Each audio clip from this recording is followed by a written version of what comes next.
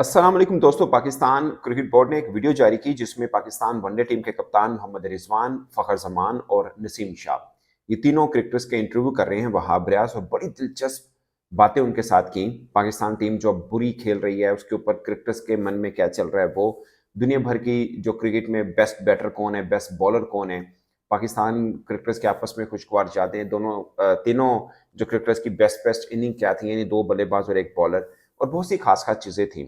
तकरीबन 40-45 मिनट का इंटरव्यू है, वहाब रियाज साहब ने किया। बहुत कुछ खास बातें थी जो मैंने सोचा आपके साथ शेयर करें। एक चीज़ जो मुझे बड़ी इंटरेस्टिंग लगी, 2-3 बातें उसमें खासकर एक नसीम शाह ने की, बाद में मैं आपको वो जो फैंस इंटरेस्टिंग चीज़ है उस पे भी लेके जाऊँगा। एक चीज़ जो मुझे बड़ी इम्प्रेस की वो नसीम शाह की एक खास बात थी। उन्होंने बोला कि हमारी टीम बुरा खेल रही है और शायद आम लोगों को पता नहीं है कि जितना हमें बुरा लग रहा है, इतना फैंस को बुरा नहीं लग रहा। ज़ाहिर है हम खेल रहे हैं, हमारे साथ हो रहा है, तो हमें ज़्यादा बुरा लगेगा। लेकिन उन्होंने बोला कि मैं जब टीवी पे बैठ के ये देखता हूँ कि कोई बात ये करता है कि खिलाड़ी ने शेव सही नहीं की या शेव करते हैं, कोई कहता है बाल बड़े कर लिए, कोई कहता है बाल इस तरह करते हैं। बोलते हैं कि इन तनकीद से हम हर्ट तो हो सकते हैं बट हम सीख कुछ नहीं सकते। और ये वो क्रिकेटर्स बातें करते हैं जिनको हम आइडियलाइज़ करते हैं, जिनको हम लेजेंड समझते हैं। अ, तो उनकी तरफ से इस तरह की बातें सुन के हम हर्ट होते हैं, तो फिर कल ये एक्सपेक्ट करें कि हम इनको दिल से रिस्पेक्ट करें तो शायद मुश्किल रहेगा। क्योंकि अगर ऐसी बात करें जिससे हम सीख सकते हैं, अगर हमें ये बताएँ कि वहाँ पे बॉल करो या बॉल इस तरह से करो, तो हमें अच्छा भी लगेगा और हमें सीख भी मिलेगी। बट अगर बात हमारे बालों पे होगी, हमारी शेप पे होगी, तो फिर साफ है कि हम पर्सनल ग्रज है, ना कि टीम की परफॉर्मेंस पे बात हो रही है, ना कि हमें कुछ सिखाने के लिए बात हो रही है।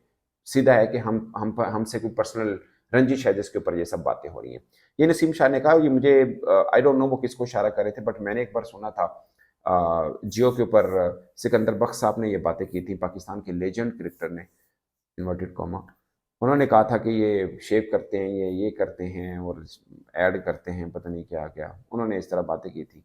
वैसे वो पता नहीं उनको कोई पसंद नहीं है, पाकिस्तान का कोई क्रिकेटर उनको पसंद नहीं है। आई डोंट नो वो खुद कितने बड़े क्रिकेटर होंगे, मैंने कभी खेलते देखा नहीं है, बट ऑफ कोर्स खुद बहुत बड़े क्रिकेटर होंगे, इसलिए उनको ये सब क्रिकेटर छोटे नज़र आते हैं।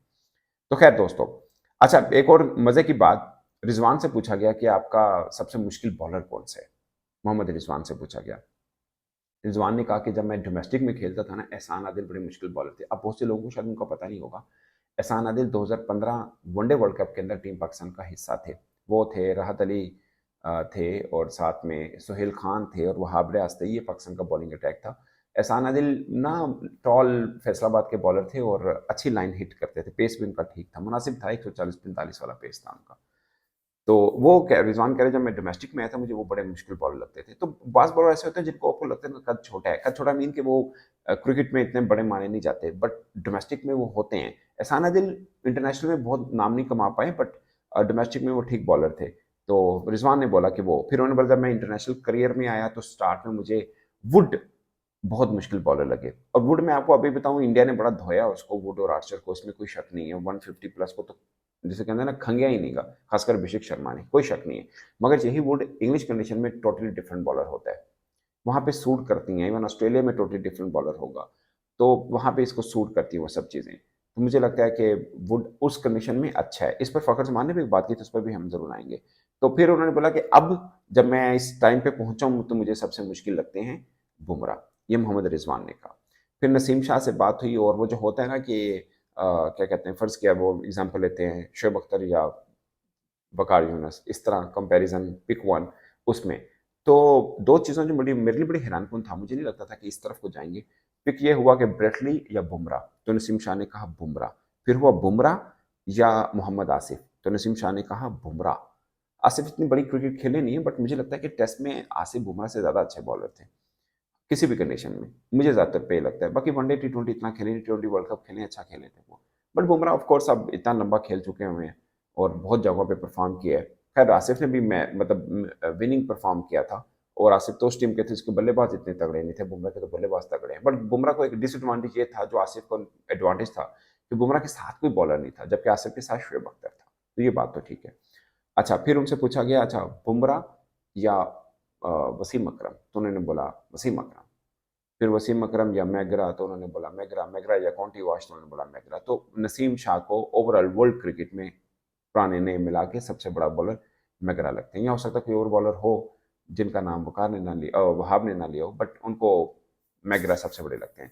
फिर फ़खर जमान से पूछा कि आपके पसंदीदा बॉलर कौन से हैं। उन्होंने बोला कि मेरे लिए कोई इस तरह से नहीं होता कि ये बॉलर सबसे टफ है, बट मेरे लिए ये होता है कि कंडीशनल बॉलर्स होते हैं, बास कंडीशन के अंदर कुछ बॉलर बड़े टफ होते हैं। फिर उन्होंने बोला कि आर्चर जो है ना, मुझे सबसे टफ बॉलर लगे।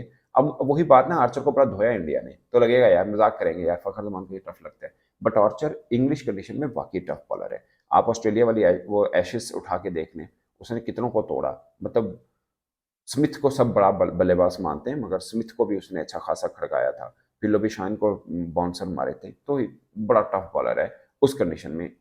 एशिया में तो पिट रहा है, 70-70 रन खा गया आईपीएल के अंदर, तो ये डिफरेंस तो होता है। फिर उनसे पूछा गया नसीम शाह से कि आप बताएं टफर बैट्समैन कौन सा है, तो उन्होंने बटलर का नाम लिया। रिजवान से पूछा गया कि आपकी पसंदीदा विकेट कीपर कौन सा है, तो उन्होंने बोला कि जब मैंने क्रिकेट शुरू की थी तो मैंने राशिद लतीफ़ को देखकर की थी, और अब मतलब इंटरनेशनल क्रिकेट में आने के बाद मुझे सबसे अच्छा जो कीपर लगा वो एबी डिविलियर लगा। वैसे दोस्तों मुझे भी ज़ाती तौर पे एज ए कीपर मुझे सबसे पसंद मुझे भी राशिद लतीफ़ थे। मतलब एज ए कीपर मुझे नहीं लगता कि उनको कोई मैच करता, जो जिनको मैंने देखा है खेलते, इंक्लूडिंग जो अभी भी खेलते हैं, इन सबको देख के मुझे लगता है कि एज ए खाली कीपर, हाँ बैटिंग एज थोड़ा उनको कम था, कोई ज़्यादा रन नहीं किए हुए उन्होंने, बट एज ए कीपर उनका कोई मैच नहीं था। और अनफॉर्चुनेटली पाकिस्तान में पॉलिटिक्स चलती है, मोइन खान शायद ज़्यादा खेले थे, पर मोइन खान भी अच्छे थे, बुरे नहीं थे, बट राशिद के बराबर में Moin Khan as a keeper तो कहीं नहीं थे। ये तो मानने वाली बात है। तो राशिद लतीफ़ कीपर मुझे भी बहुत पसंद है। तो ये दोस्तों 2-3 चीज़ें। अच्छा, फिर उनसे पूछा गया रिजवान से कि आपकी कोऑर्डिनेशन सबसे अच्छी किसके साथ होती है, तो रिजवान ने बोला कि सबसे अच्छी मेरी जो कोऑर्डिनेशन है वो बाबर आजम के साथ होती है। उन्होंने बोला कि बाबर के साथ मैं जब शेयर कर रहा होता हूँ तो हम चुन लेते हैं कि किस बॉलर को हमने अटैक करना है। हम फिल वक्त नहीं कर रहे होते, बट हमने चुन लिया होता है कि इस बॉलर को हमने अटैक करना है जब मौका आएगा, यानी जब हमें अपनी रन रेट को 7-8 पे लेके जाना है, 9 पे लेके जाना है, तब हम उस बॉलर को चुन लेते हैं, ताकि फिल वक्त उसको हम चार्ज नहीं करते, ताकि कप्तान उसको हटा ना दे। तो जब हमें लगता है कि यहाँ पे चार्ज करने की जरूरत है, फिर हम उसको चार्ज करते हैं, तो हमारी आपस में कॉम्बो बहुत तगड़ा है। फिर एक बात पूछी गई कि आप बताएं कि भुड़क्कल यानी जो भूल जाए वो कैरेक्टर कौन सा है, तो फखर जमान ने एक बड़ा जबरदस्त वाकया सुनाया। उन्होंने बोला कि हम न्यूजीलैंड में थे, तो मोहम्मद नवाज ना बल्ले लेके आए, बोला ये बल्ले मुझे पसंद नहीं है, 2 बल्ले थे, तो बोला मैंने नवाज को कहा ये बल्ले मुझे दे दो, तो कहते मैंने बल्ले नवाज से खरीद लिए, उसको पे कर दिया। कहते फिर ना कुछ दिन गुजरने के बाद मैं ना मतलब प्रैक्टिस के बाद मैंने एक क्रिकेटर को कहा कि देखना अब नवाज को, कहते मैंने नवाज को कहा कि यार ये बल्ले मुझे मिले हैं, बड़े ज़बरदस्त है, क्या मज़ा है इस बल्ले से बैटिंग करने का, क्या मतलब स्ट्रोक है इसका, फला फला जो भी है। कहते हैं नवाज ने कहा अच्छा, कहता है नवाज ने कहा कि मुझे दे दो, कहता जितने का मैंने नवाज से लिया था, फखर जमान कह रहे हैं, उससे डबल का मैंने नवाज को बेच दिया। तो फिर उन्होंने बोला कि बाद में हमने नवाज को बता दिया कि हम मजाक कर रहे थे तुमसे, मतलब ये अच्छा मुझे उस टूर का याद है। उस टूर में अगर भड़कल की बात है, तो टीम बस में बैठना भी भूल गए थे, बैठना भूल इन सेंस कि वो खाना खा रहे हैं, सब खिलाड़ी इकट्ठे खाना खा रहे थे, तो उनको समझ नहीं आई कब खिलाड़ी नीचे उतरे, बस में बैठ के बस चली भी गई और नवाज पीछे रह गया था, ये मैंने खुद देखा था। तो नवाज ने वो सब बस मिस तो नहीं की कह सकते, थोड़ी सी बस आगे गई थी, तो नवाज भागते भागते चाय का कप पकड़ा हुआ था, मुझे याद है शायद सैंडविच भी पकड़ा हुआ था। तो आए तो सिक्योरिटी गार्ड ने बोला उनको तो बस तो निकली है, तो बस दूर थी वो, ये क्राइस्टचर्च की बात है, तो वहाँ पे मेन गेट से स्टेडियम जो रास्ता है ना काफी लंबा बनता है, तकरीबन 200-300 मीटर का बनता है मेन मेन गेट से। तो बस अभी मेन गेट क्रॉस नहीं की थी, तो बस को रुकवाया गया, फिर भाग के वो जाके उन्होंने बस ज्वाइन की थी।